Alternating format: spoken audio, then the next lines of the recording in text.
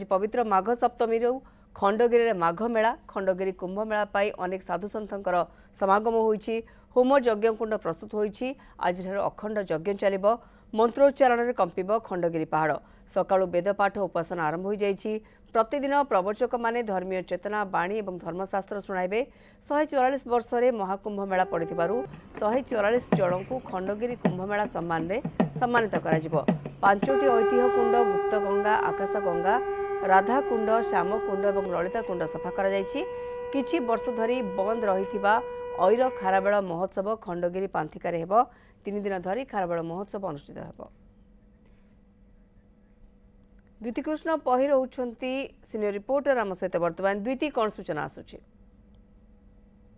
आगो संकट दर्शन कई बार हमर संकट मारियो धाय कि गोटे सेकंड आपन को पळेबो। निश्चित भाव में खंडगिरी पाददेश कुंभ मेला तो आरंभ ता सहित आम राधाकुंड पाखरे अच्छु। ए राधाकुंडर विशेषत्व बहुत रही।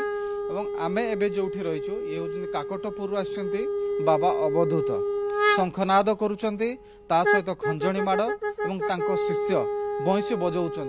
ए पहाड़ रे अति सुंदर आध्यात्मिकमय परिवेश ये सृष्टि होती कारण जो खंडगिरी जना जप तप ये सबुपाई आप देखिपे जितेबाला शिष्य बंशी वादन कर गुरु अवधूत बाबा सी ये खंजणी माड़ करने सहित जगन्नाथ को सी उपासना कर प्रार्थना कर जो श्रद्धालु मैंने आसुँच सत्मार्ग जावाई प्रेरणा दौरान बाणी शुणाऊँ। आम अवधूत बाबा सहित कथा हाँ जे कहीं से राधाकुंड पाखरे आसिकी बसिले एवं सी निजे कहे कौन पर बसिले बहुत बढ़िया उद्देश्य यार रही। बाबा कहीं राधाकुंड को आप जगिकी बसिले? श्री गुरुपाद शरण बोल प्रेमानंद गवार हरि बोल। आम्बे अवधूत प्रेमानंद महाराज माँ बारभुजी आदेश रे ये राधाकुंड को जगिची।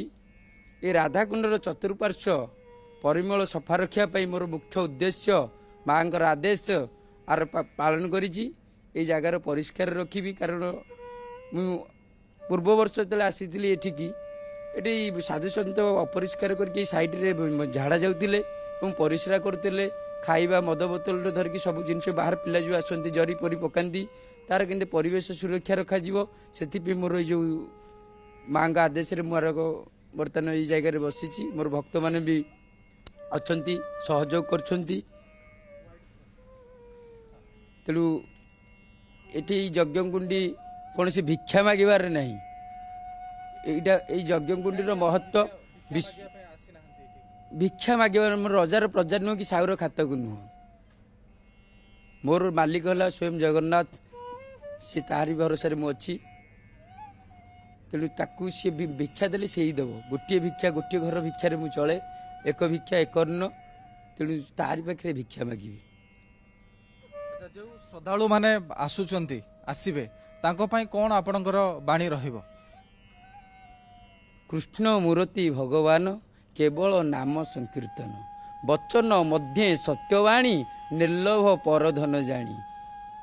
श्री गुरुपाद शरण बोल प्रेमानंद गवार हरि बोल।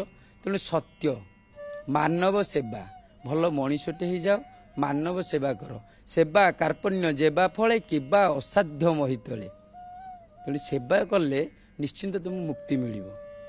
आपन पाखे 200-250 वर्षर गोटे पोथी अच्छी कौन से पोथी रही कौन तार महात्मा?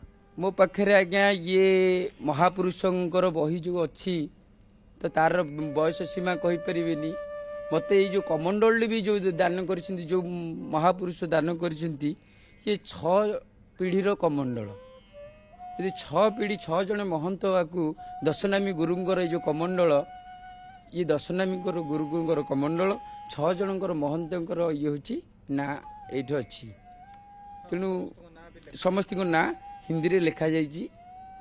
तेणु ये 1008 गुरु दशनामी गुरु संप्रदायर ये हूँ कमंडल तेणु महापुरुषंकर आशीर्वाद ये से गुरुंकर आशीर्वाद श्री गुरुपाद शरण बोल प्रेमानंद गवार हरि बोल।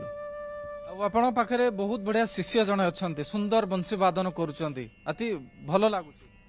ए जगतमय गुरु मु तो निजे हूँ शिष्य है मोर कौन शिष्य शिष्य से जगन्नाथ शिष्य बाबा ଆସିକି ସହଯୋଗ କରୁଛି। ସେ ଜଣେ ଏଜୁକେଟେଡ୍ ପିଲା, ବିଟେକ୍ କରିଛି, ଚାକିରି ବି କରୁଛି।